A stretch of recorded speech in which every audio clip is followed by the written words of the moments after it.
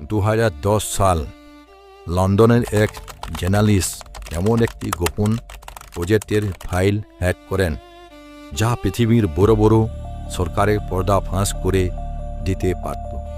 কিন্তু ফাইলটি ডাউনলোড হতেই তার ফোনে একটি অদ্ভুত মেসেজ আসে।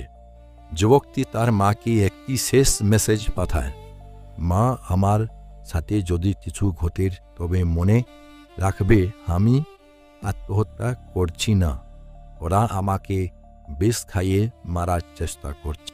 আর ঠিক এর 2 ঘন্টা পর ঘরের সব দরজা ভেতর থেকে বন্ধ থাকা সত্ত্বেও মৃত অবস্থায় পাওয়া যায়।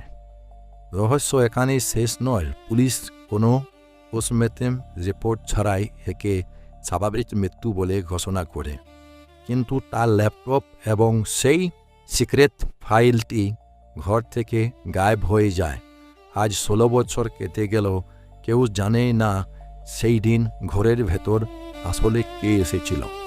আপনার কি মনে হয়, এটি কি কোনো সরকারি এজেন্সির কাজ ছিল, নাকি এর পেছনে অন্য কোনো রহস্য আছে? আপনার মতামত কমেন্টে জানান।